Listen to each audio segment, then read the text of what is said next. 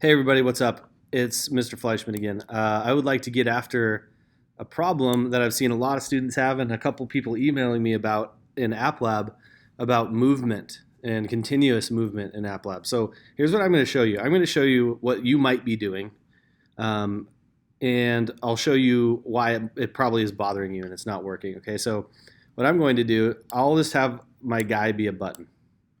Okay, so a lot of you guys are working on your AP tasks right now and you need some help trying to figure out um, how to make things move. Now, here's the thing: you can't use my code, and you know that if you're doing AP, you can't use my code. In fact, you should probably um, do something significantly different so that there's no risk of plagiarism. But let me show you something a little bit about JavaScript and AppLab in general, how to make things move.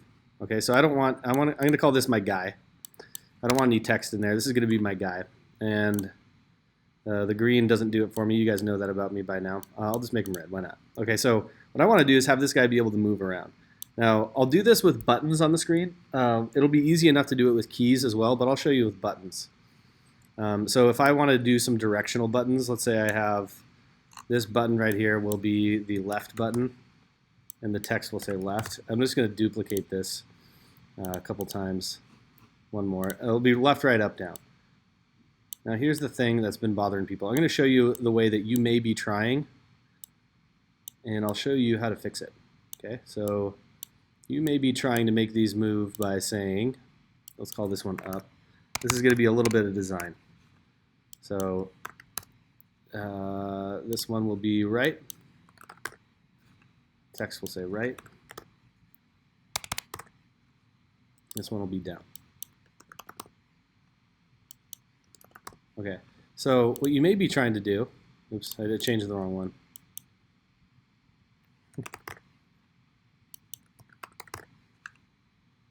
One more to go. There we go. So there's our left, right, up, down kind of controller. If you want to play this mobile, a lot of you guys are making your apps mobile friendly and porting them to your phones. You can show your friends at lunch and stuff. So let's go ahead and show you the most common way that I've seen students in my class try to make this box move, right? So what they'll try to do is, cleverly enough, this is what you start with. This is what we're going to keep as well. We're going to have an X position, and it's going to be the get X position of the guy. Okay, thanks, Bubble. The guy. Okay, so I'm going to kind of keep track of these. Let's get Y position of the guy. There we go. So what I want to do is kind of push these buttons and have it update the position, and I have to kind of reposition this guy based on what I just pressed. Okay, so it would make sense. Let's just do it just for one direction the wrong way, and maybe you'll be looking at it and go, yeah, that's what I was doing, and it's not working like I want it to. So when this right button gets clicked, you want to execute this anonymous function that essentially takes X and maybe adds some value to it, like 1, right? And then you're going to set the position of the guy to be the X and Y, right? So if I run this, the guy scoots, right? Now what's bothering people is you can't hold it down. So some people have tried this. They said, okay, well, I tried mouse down, right? And when I try mouse down, it still doesn't go, right? It still just kind of moves one chunk at a time, right? So I'm not very happy about that, right? So mouse down doesn't work. So you would think that if you were holding the mouse down, it would continuously trigger this event. But really, if you think about it in terms of what the computer's thinking, it's still the same mouse down event. So it's not like multiple mouse down events. So the mouse down and the mouse up are essentially like sub-events of a click, right? So the reason why they're there is so that maybe you want something to highlight when the mouse is down and then release the highlight when the mouse is up. You can actually see that effect is already kind of built into the button.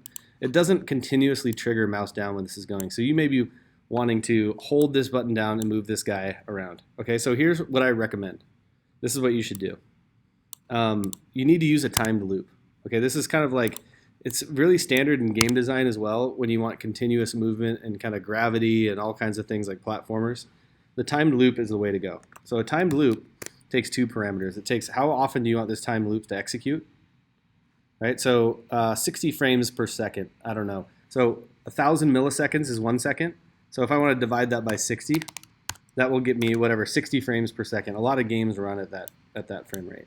The function I want to run is going to be what runs. So you can picture how fast this is going to update. 60 times every second, it's going to be getting new information that we can apply to the box. So this is what we want to do. So let's set this, okay? I recommend setting a var like direction. I'm going to call it dir, and hopefully that's clear enough. Right now the box isn't moving. Let's just kind of set it to none, right? There's a lot of different strategies. You can set these to numbers, words, whatever you want. There's a lot of different strategies. I'll just kind of try to make it as clear as possible, and maybe you want to modify it to fit what you think is probably going to work for you, okay? So what we want to do now is on event that, say, the right button gets clicked, what I'd like to do is, or actually when it's mouse down, what I'd like to do is run the anonymous function where I set the direction. The direction is going to be now right. Okay, so let's see if we can get this for all 4 buttons. So 1, 2, 3, 4. So this is going to be right, left, up, and down. Okay, we need one more. Okay, we need one more event after we set these correctly. Right, left, up, and down. We're just going to set this variable called direction. This is going to help us control where this thing goes. Okay, and then we need one more for when you release the button, it will stop moving, right? So you don't like release the button and it's still gliding off to whatever direction it was just heading in. We only need one for that. So what you can do is just say on event that anything on the screen detects a mouse up event, right? So anywhere on the screen when that mouse is released, what we're going to do is set the direction back to being none. Okay, so we don't have to do that. We don't have to do individual events for each button being released because we know it's the same behavior. It's any mouse up, we want the direction to be none, right? So thankfully we only need one of those. So we have 5 event functions, one for each direction and one for just make sure you have this difference right here. The event listener is going to be on the screen. Okay, so we're going to listen for a mouse up happening anywhere on the screen. Okay, so how are we going to implement this inside the timed loop? So here's what we're going to do. We're just going to have a chain of if and else ifs. So if the direction equals double equals, right? We want to do something. Else if the direction equals left. Else if the direction equals down. Else if, make sure you don't say else because that would, that's going to happen when the direction's none as well. It has to be else if for all these. Direction double equals up. Okay, so not too bad here, right? So I can actually think of right now several other ways you could do this. Similar logic using numbers instead of words, and you can kind of maybe do it without the else ifs. But you know what? Let's just kind of keep it like this for now. It's readable to me. That's what I like about it. I can understand this code by looking at it. Sometimes when you use numbers, the code can get kind of cryptic and only the programmer understands it. So you want to make sure your code's nice and readable because when you become a professional programmer, you're going to be reading other people's code and other people will be reading your code. Make it readable. That's good code, is readable code. Okay. How about this? So when the direction's right, what I want to do is go ahead and increase the X position, say by 2. Okay. Then I want to decrease. So for left, I'd like to decrease it by 2. Right? Not a whole lot of logic here, right? For down, I want the Y to actually increase because I believe if you look at the screen, the increase in Y as you go down. After I'm done updating, so minus equals 2 for down, that makes sense, right? Or for up, right? There you go. After I'm done updating, what I want to do is set the position of the box, set the position of the guy to the new X and Y coordinates. And those are updated in here according to what direction we're heading at the moment. Right? So at this point, when the direction is none, none of these these conditionals are met and the box just stays where it is. X and Y it continuously gets set to where it is right now, right? So you don't have to write this in every single else if. You can just write it once, and it'll just, when it's staying still, it just gets repositioned to where it is, right? So cool thing about this, now when we hold left, it'll just glide left, and we hold right, it'll glide right. That kind of feels better, doesn't it? That's kind of what you wanted, right? So that's what we're going for these for continuous movement, right? And if you wanted to do it with keys, it's not really all that different. You're just going to do on the event that it's actually way simpler with keys. You know what we can do? We can make this keyboard compatible right now. We only need one on event, right? So on the event that any key is pressed on the let's just do that right now. We have time. Anywhere on the screen, if a key is down, I want to run a function. And before I forget, I'm going to make one more on event function. On event that anywhere on the screen a key is up, right? That's when we want to stop moving. Function, right? Okay, there you go. So at this point, when the key is released, I want that direction to be none. So there's going to be a little bit of logic in this keyboard compatibility. If the key down, I need to kind of read the event. So I need to pass in the event. I'm going to pass in the event as a parameter. So I need some information from the key. So let me show you what I mean. So I can log. I can show you what key is being pressed. E.key. Is it E.key? Sometimes I forget. Let's try.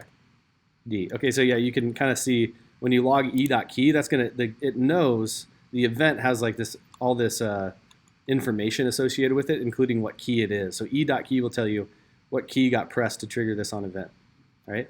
So I can run some if statements, right? So if E.key equals, and I think it's going to be a single quote. Oh, it doesn't matter. I think in JavaScript. So if it's A, right, I'm going to kind of else if. I'm going to do the WASD thing, right? Else if E.key double equals S. Hopefully this works. I didn't really check this before I did it. And if I have to debug in front of you guys, I'm not embarrassed. Key double equals W. I know it's WASD.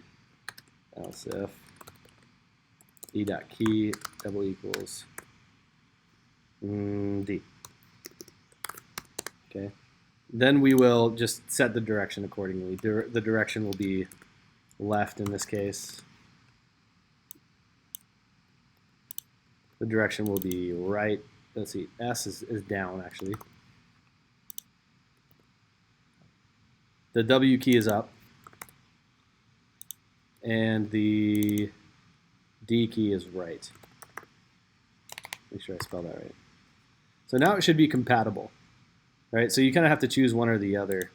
So now this is working for me. I'm be able to go up, down, left, right, just like I can with these. Now, if you interact with both of them, it kind of one overtakes the other. Whatever you say the most recently, kind of dominates. Right, so don't try to do it with both. But you can see you could have like a two-player game where one person presses a certain set of keys and the other presses another set. Right, it's a little laggy. So we're kind of getting. It's not necessarily the fastest thing, but the key here is that you need this timed loop, right? And the timed loop will kind of choose which X or Y to move in which direction, and then we always set the position inside that timed loop. So 60 times a second, this thing is getting updated, right? And you'll notice if you increase that frame rate, the thing moves faster just because this is happening more often, right? The variables get updated more. So that's how you make some continuous movement. Now, diagonal movement, that's a different story. Okay, so we can try to do that. I'll go ahead and put you may be trying to move diagonally, and you can see that this isn't able to do that. So I'm going to cut the video here. If you're interested in diagonal movement, I'll go ahead right now and upload a second video building off of this one. And it's going to be kind of a little bit different. It's going to be, we're going to need, the way I think I'm going to try to do is with an array of current directions, right? And then I'll just update all of the directions at the same time, if the array contains a certain direction. So hopefully that'll give you a sneak preview of what I'll try to do at least. So that's continuous movement using time loops. I hope this was helpful for you, everybody. Hope you're having a great April. Have a good one. Happy coding, everybody.